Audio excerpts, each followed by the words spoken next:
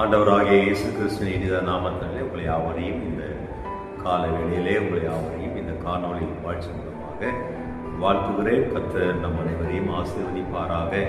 இந்த நாளில் கூட நம்முடைய ஜெபத்திற்கும் ஜெபத்தின் விசுவாசத்திற்கும் நமக்கு பிரயோஜனமாய் இருக்கும்படியாக ஒரு வசனத்தை நான் வாசிக்கிறேன். சங்கீதம் 66ஆம் அதிகாரம் 19ஆம் 20ஆம் வசனத்தை வாசிக்க கேட்போம்.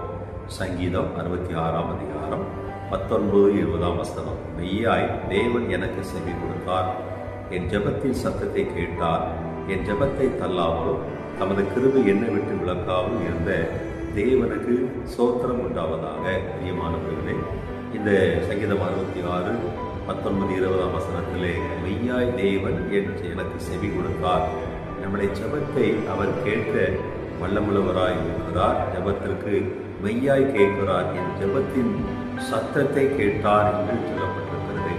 அப்படி நான் ஜெபத்தின் சத்தம் என்று பார்க்கும்போது அதில் அநேக பாடங்கள் இருக்கிறது. அந்த சத்தத்திற்கு அநேக பதில் இருக்கிறது. அந்த சத்தத்திற்கு அநேக அர்த்தங்கள் இருக்கிறது. ஏனென்றால் சத்தம் என்றாலே வேதனையோடு, புலம்பலோடு, அழுகையோடு, ஆண்டவரே என்று சொல்லி நீர் ஒருவர் மாத்திரமே எனக்கு உதவி செய்ய முடியும் என்று சொல்லி அந்த ஜெபத்தின் சத்தத்திற்கு கேட்டார் என்று சொன்னது போல ஜெபத்தின் சத்தம் நம் ஜெபத்தின் மூலமாக ஆண்டவர்கள் கேட்கும்போது கேட்கிறார். 20 சொல்லுகிறது, என் ஜெபத்தை தள்ளாமலும், நம்முடைய ஜெபத்தை ஆண்டவர் தள்ளாமல் இருக்கிறார்.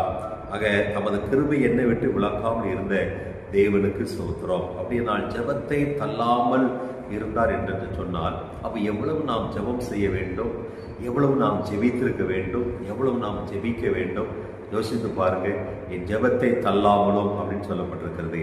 இதிலே ஒரு பெரிய விசுவாசம் தேவன் மீது நமக்கு நம்பிக்கை வேண்டும். அப்போ அந்த தேவன் நம்முடைய ஜெபத்தை தள்ளாமல் அவர் கிருபையை விட்டு விலக்காமல் இருக்கிறதற்காக ஆண்டவருக்கு நன்றி சொல்லுவோம். கர்த்தர் நம்ம ஒவ்வொருவரையும் நம்முடைய ஜெபத்தை கேட்டு நம்மை ஆசீர்வதித்து வழிநடத்துவாராக.